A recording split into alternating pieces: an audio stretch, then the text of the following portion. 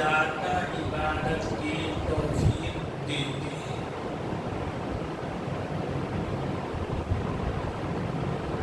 اس مہینے میں دوسروں مہینوں سے الگ کچھ چیزیں ہو جاتی ہیں، ہوتی ہیں، شریعت کی طرف سے، اللہ کی طرف سے، اللہ کے رسول صلی اللہ علیہ وسلم کی طرف سے۔ اس مہینے میں جس طرح اللہ پاک نے روزہ فرض کیا ہے، اسی طرح سے نبی پاک صلی اللہ علیہ وسلم نے اس مہینے میں قیام اللیل یہ سنت کیا ہے۔ رمضان کے مہینے میں رات میں 2 نمازیں ہوتی ہیں، خصوصی فرض واجب کو چھوڑ کر کے۔ ایک تو صلاۃ اللیل، ایک ہے قیام اللیل، یہ 2 الگ الگ نمازیں ہیں۔ صلاۃ اللیل تہجد کو کہتے ہیں، جو نبی اکرم صلی اللہ علیہ وسلم سال بھر پڑھتے تھے، اور جو بھی مسلمان پڑھ سکے سال بھر ان کے لیے بڑی خوش قسمتی کی چیز ہے۔ یہ نماز صلاۃ اللیل یا تہجد یہ رات کے آخری حصے میں ہے، اور نبی اکرم صلی اللہ علیہ وسلم کم سے کم جو پڑھی ہے اسے 4 رکعت پڑھی ہے، وتر کو ملا کر 7 رکعت۔ کبھی آپ نے اسے 6 رکعت پڑھی ہے، وتر کو ملا کر کے 9 رکعت۔ کبھی آپ نے 8 پڑھی ہے، وتر کو ملا کر 11 رکعت۔ کبھی آپ نے 10 رکعت پڑھی ہے، وتر کو ملا کر 13 رکعت۔ آپ صلی اللہ علیہ وسلم جب رکعات کم کرتے مثلا 6 تو قرات کی قرآن کی مقدار بڑھا دیتے تھے، وقت اتنی ہی لگتا تھا، لیکن کبھی 6 رکعت، کبھی 8 رکعت، کبھی 10 رکعت۔ وتر ہمیشہ آپ صلی اللہ علیہ وسلم 3 رکعت پڑھتے تھے۔ یہ نماز سال بھر ہے اور ہر مسلمان کے لیے سنت ہے، اس کو کہتے ہیں صلاۃ اللیل۔ رمضان میں اس نماز کے علاوہ ایک دوسری نماز نبی اکرم صلی اللہ علیہ وسلم نے صحابہ نے معمول بنا کر پڑھا ہے، اس نماز کا نام ہے قیام اللیل۔ جس طرح ہم لوگ صلاۃ اللیل کو اردو میں تہجد کرتے ہیں، اسی طرح سے صلاۃ قیام اللیل کو عربی اور اردو دونوں میں تراویح کہا جاتا ہے۔ تو صلاۃ اللیل الگ نماز ہے، تہجد ہے، اور قیام اللیل الگ نماز ہے، اس کا نام ہے تراویح۔ یہ نماز قیام اللیل تراویح صرف رمضان میں سنت ہے، رمضان کے علاوہ دوسرے دنوں میں سنت نہیں ہے۔ نبی اکرم صلی اللہ علیہ وسلم نے 3 دن جماعت کے ساتھ، بے جماعت کے تو اکثر پڑھتے تھے پہلے، لیکن جماعت کے ساتھ 3 دن یہ نماز پڑھائی۔ پہلے دن پڑھایا تو قرات لمبی کی، دوسری طرف اس زمانے میں صحابہ جلدی تو رہتے نہیں تھے، محنت والے تھے، مشقت والے تھے، بدن بھی ان کا تگڑا تھا، رات دن پر جہاد کرتے، رات میں نماز اثر پڑھتے۔ بولو تو مجاہدین فی النہار وقائمین فی اللیل، دن میں جہاد کرتے، رات میں قیام کرتے۔ پہلے دن آپ نے پڑھائی تو آدھی رات تک پڑھائی، فجر 12 بجے دوسرے دن پڑھائی اس سے کہیں زیادہ دیر تک، اور تیسرے دن پڑھائی تو صحابہ کہتے ہیں کہ ہمیں اتنا ڈر لگنے لگا کہ سحری چھوٹ جائے. حضور نے نماز ختم کیا تو ہم جلدی جلدی دوڑ کر گھر آئے کہ سحری کر لیں. چوتھے دن آپ صلی اللہ علیہ وسلم اپنے اعتکاف گاہ مسجد نبوی میں آپ کے اعتکاف کے لیے ایک کونے میں ایک کنارے میں چٹائیوں کے ذریعے ایک چھوٹا سا حجرہ بنا دیا جاتا، اسی میں آپ اعتکاف کرتے تھے. پھر فرض نماز کے لیے نکلتے ہیں، فرض نماز پڑھاتے، پھر اپنے اعتکاف گاہ میں چلے جاتے. اس کو کہتے ہیں معتکف، اعتکاف کرنے کی جگہ. اس میں آپ اس دن عشاء کی نماز پڑھ کے اندر گئے تو پھر آپ اس میں سے نکلے ہی نہیں. صحابہ رضی اللہ عنہم باہر سے آواز دیتے رہے، کھانکتے رہے، پہنچتے رہے کہ حضور نکلے، لیکن آپ نکلے ہی نہیں. سب لوگ اپنی اپنی الگ الگ پڑھے. حضور نے فجر بعد اس دن بیان کیا کہ رات میں تمہارے شوق کو خوب میں دیکھ رہا تھا کہ تم شوق کے مارے میرے معتکف کے سامنے آ کر آواز دیتے تھے، کھانستے تھے، سننا تھا. میں بیدار ہی تھا، کوئی سویا نہیں، لیکن میں اس لیے نہیں نکلا کہ تمہارے شوق کو دیکھ کر کے مجھے ڈر ہوا کہ اللہ پاک یہ نماز فرض ہی نہ کر دے. اللہ پاک دیکھیں کہ 100% سب اس نماز کو پڑھنے کو بہت شوقین ہے، بہت شوقین ہے. فرض تو وہی ہوتا ہے جو 100% لوگ پڑھیں، تو اللہ پاک نے تمہیں فرض ہی نہ کر دے. اس لیے آپ صلی اللہ علیہ وسلم، اس لیے آپ نے اپنی اپنی پڑھ لیا کرو. اپنی صحابہ رضی اللہ عنہ اپنی اپنی، کچھ لوگ گھر میں پڑھتے، کچھ لوگ مسجد میں آ کر پڑھتے، تنہا بھی پڑھتے تھے. کبھی ایسا ہوتا ایک صحابی حافظ قرآن ہے، وہ پڑھ رہے ہیں، ماں باپ یہ لوگ ان کے پیچھے پچھا کر سن رہے ہیں. اس طرح ہوتا تھا. جب ایک مسجد ہے، بیچارہ کی وہاں کھڑے ہیں، بیچارہ یہاں کھڑے ہیں، بیچارہ یہاں کھڑے ہیں، نماز ایسے پڑھتے تھے. پھر حضرت عمر رضی اللہ عنہ کے زمانے میں حضرت عمر نے صحابہ سے مشورہ کیا اور کہا کہ کیوں نہ ایسا کیا جائے کہ سب کو کہہ دیا جائے کہ ایک امام ہو اور سب لوگ اسی کے پیچھے یہ نماز پڑھیں. انہوں نے صحابہ سے مشورہ کے بعد یہ کر دیا.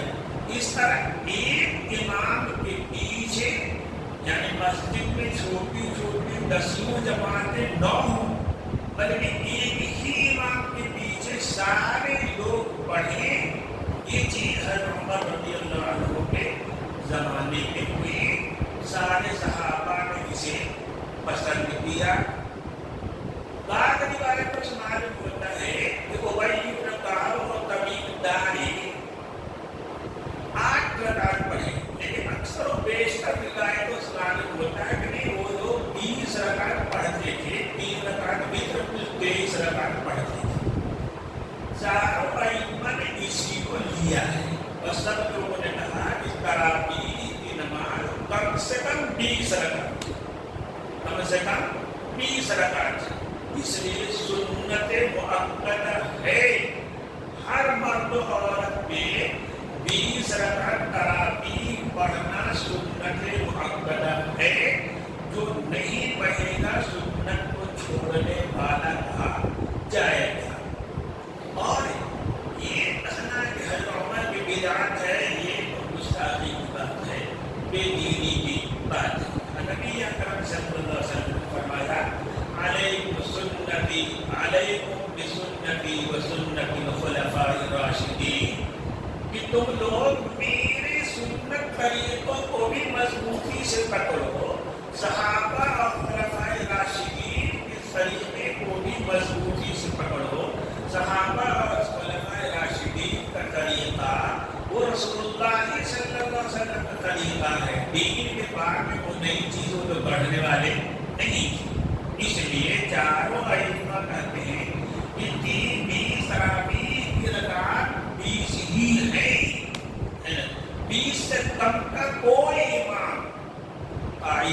نہیں ہے.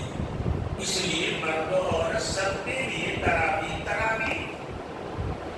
لفظ ہے ترویحتن، اس کی جمع ہے تراویح. ترویحتن کا معنی ہے آرام کرنا. کیا مطلب ہے کہ ہر 4 رکعت کے بعد تھوڑی دیر امام صاحب بھی آرام کر لے، مقتدی بھی آرام کر لے. اس کا نام ہے ترویح. ہر 4 رکعت کے بعد بیٹھ کر تھوڑا سستا دینا، کمر سیدھی کر لینا، یہ اس کو کہا جاتا ہے ترویح. کل 5 ترویح ہیں اور ہر ترویح میں 4 رکعت، اس طرح 5 چوکے 20 رکعت ہوتی ہے. یہی صحابہ رضی اللہ عنہم کا طریقہ ہے اور اسی طریقے پہ ہمیں جینا چاہیے اور اسی طریقے پہ زندگی پر ہمیں رہنا چاہیے. ہم حضور کے صحابہ سے زیادہ دیندار نہیں ہو جائیں گے، اتنا ہو جائے وہ بھی بہت ہے بابا. سمجھنے کی بات. اس لیے اس طرح بھی 4 رکعت کے بعد کیا کرنا چاہیے؟ آپ بیٹھ کر آرام سے بیٹھ سکتے ہو، ٹانگ سیدھی کر سکتے ہو، جو بھی آرام جیسے ملے ویسے کر سکتے ہو. حرم مکی میں کعبہ میں جو لوگ پڑھتے تھے وہ ہر 4 رکعت کے بعد ایک آدھ 2-4 شوق طواف کر لیتے تھے. سب کعبہ کا طواف کرنا نیکی کا کام ہے. مدینہ منورہ میں 2 رکعت بہت الگ سے لوگ پڑھ لیتے تھے. اس درمیان کچھ بھی کیا جا سکتا ہے. آپ بیٹھ کے اللہ اللہ بھی کر سکتے ہو، چپ چاپ بھی بیٹھ سکتے ہو. اور یہ دعا جو پڑھائی جاتی ہے سبحان ذی الملک والملکوت، یہ دعا بھی پڑھی جا سکتی ہے. ایک بار ہم لوگ پڑھتے ہیں جلدی رہتے سونے کے نا، اس کا یہ کہ 3 بار پڑھا جائے، علماء نے لکھا. لیکن جیسا مسلم ویسے کرنا چاہیے. کوئی یہ چیز لازمی و ضروری نہیں ہے کہ ہم 4 رکعت کے بغیر بیٹھے ہیں لوگ بھاگ جائیں گے. سمجھ میں یہ بات. ایک دوسرا مسئلہ یہ ہے کہ اس تراویح میں نے بتایا کہ سنت مؤکد ہے ہر مرد و عورت میں، لیکن مسجد میں جماعت کے ساتھ ہو تراویح کی نماز، یہ سنت مؤکدہ علی الکفایہ ہے.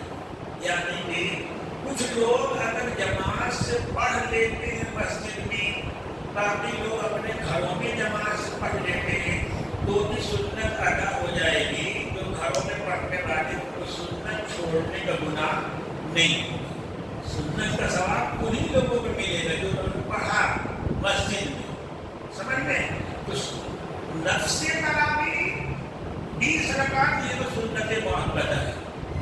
اور مسجد میں باجماعت پڑھنا یہ بھی سنت ہے، لیکن سب لوگوں پہ نہیں. کچھ لوگ بھی جماعت سے پڑھنے مسجد میں تب بھی یہ سنت اچھا سمجھ لو. 100 کا میں سنو مسئلہ جو بتا رہا ہوں کہ 20 رکعت تراویح ہر مرد و عورت کے لیے سنت مؤکدہ ہے. وہ گھر میں بھی پڑھ سکتے ہیں، مسجد میں بھی پڑھ سکتے ہیں، الگ الگ بھی پڑھ سکتے ہیں، جماعت سے بھی پڑھ سکتے ہیں. یہ سنت ہے. لیکن مسجد میں ہو یہ ہر مرد و عورت میں الگ الگ سنت مؤکدہ نہیں ہے. یہ اگر کچھ لوگ مسجد میں آ کر باجماعت پڑھ لیتے ہیں، باقی لوگ اپنے گھروں میں کسی امام صاحب پیچھے کسی خاطی صاحب پیچھے پڑھ لیتے ہیں، تب بھی یہ سنت ادا ہو جائے گی.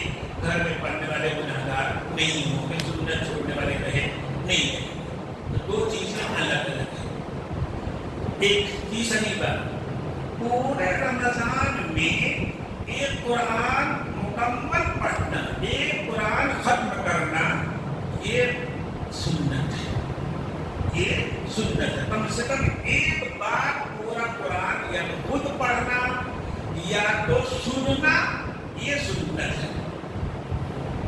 اور 2 ختم ہو جائے بہتر ہے، 3 ہو جائے اور بہتر ہے. بس آئینے 4 ہو جائے اور بہتر ہے، زیادہ 3. لیکن قرآن پورا ہو جانے کے بعد 10 دن میں لوگ چلے جائیں نہیں. وہ سنت تراویح تو سنت ہے نا. قرآن ایک مکمل ہو گیا، دوسرا سنو، تیسرا سنو. ایسا نہیں ہے کہ 10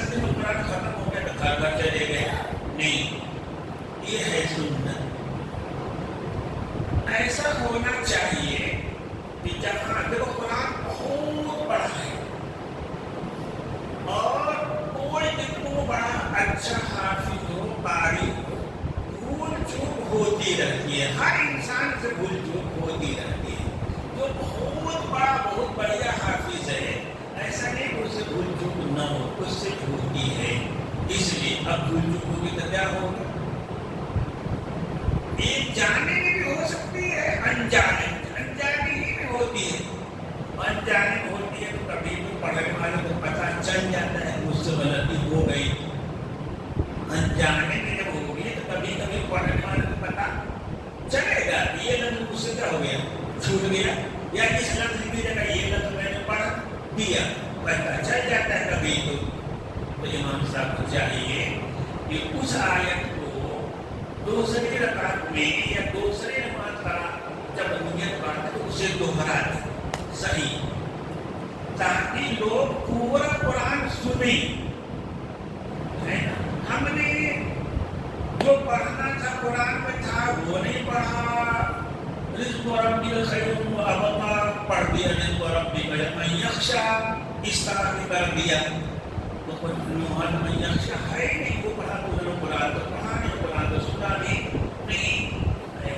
کوئی اگر امام صاحب کو اندازہ ہو جائے تو ان کو کسی دوسرے رکعت میں اسے صحیح لفظ دوہرا دینا چاہیے تاکہ پورا قرآن پڑھنے کا سننے کا ثواب مل جائے. اسی لیے مسجد والوں کو چاہیے کہ قرآن سننے کے لیے بھی کسی اچھے حافظ کو منتخب کریں. اور دونوں کی ذمہ داری تھی کہ قرآن صاف ستھرا، ماشاء اللہ اپنے مسجد میں بہت اچھا قرآن پڑھتے ہیں، لیکن بھائی غلطیاں بھول چوک سب سے ہو سکتی ہیں، ہم سے ہو جائے تب بھی اسے دوہرا دینا چاہیے. یہی سنت ہے، یہی طریقہ بہتر ہے. کوئی اچھا حافظ ہر مسجد میں سننے والے کو بھی رکھنا چاہیے. آگے سمجھنے کی چیز یہ ہے کہ تراویح جو ہے ایسی مسجد میں صرف پڑھی جائے گی جس میں عشاء کی نماز جماعت سے ہوئی. جس مسجد میں عشاء کی نماز جماعت سے ہوئی ہو اس میں کوئی ایسا آدمی آ کر تراویح میں شریک ہونا چاہیے جو عشاء کی نماز جماعت سے نہیں پڑھا، چھوٹ گئی ہے، پڑھ سکتا ہے، کوئی حرج نہیں ہے. لیکن مسجد ایسی ہونا چاہیے جہاں عشاء کی نماز جماعت سے ہوئی. اور ایسی مسجد ہے جہاں کے لوگوں نے تنہا عشاء کی نماز پڑھ لی ہے بے جماعت، ایسی مسجد تراویح نہیں ہو سکتی. تراویح اسی مسجد میں ہوگی جہاں عشاء کی نماز جماعت کے ساتھ پڑھی گئی ہو. اس میں وہ شخص بھی شریک ہو سکتا ہے جو عشاء کی جماعت میں شریک تھا، وہ بھی ہو سکتا ہے جس کی جماعت چھوٹ گئی عشاء کی اپنی پڑھ لی. ایک بات یاد رکھنا چاہیے کہ عشاء کی نماز کے بعد ہی تراویح ہے. تو جس شخص نے عشاء کی نماز پڑھی نہیں، نہ جماعت سے پڑھی ہے نہ تنہا پڑھی ہے، تو عشاء کی نماز کے پہلے تراویح پڑھنا چاہے تو پڑھ نہیں سکتا. اس تراویح کا وقت ہی شروع ہوتا ہے کب؟ عشاء کی نماز کے بعد. عشاء کی نماز کے بعد شروع ہوتا ہے تراویح کا وقت. اس لیے دو مسجد الگ الگ بتائے. جس مسجد میں جماعت سے عشاء ہوئی ہے اسی مسجد میں تراویح جماعت سے پڑھی جائے گی. لیکن اگر کسی مسجد میں جماعت سے تراویح ہوئی، جیسے اس مسجد میں جماعت سے عشاء کی نماز ہوئی لیکن کوئی آدمی پیچھے آیا عشاء کی جماعت نہیں پا سکا، وہ تنہا اپنی عشاء پڑھ کے بھی تراویح میں شریک ہو سکتا ہے. لیکن عشاء پڑھے بغیر کوئی تراویح پڑھا نہیں کر سکتا، اس کا وقت ہی ہے. کب تک ہے؟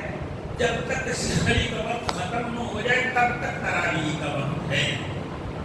اور بتایا کہ تراویح کے بعد 3 رکعت وتر ہے. رمضان میں وتر کو جماعت سے پڑھنا مستحب ہے، بہتر ہے. غیر رمضان میں تنہا پڑھنا مستحب ہے، رمضان میں جماعت کے ساتھ وتر پڑھنا مستحب ہے. یہ نماز اللہ پاک نے رمضان میں پڑھایا ہے. قیام اللیل اس نماز کو کہتے ہیں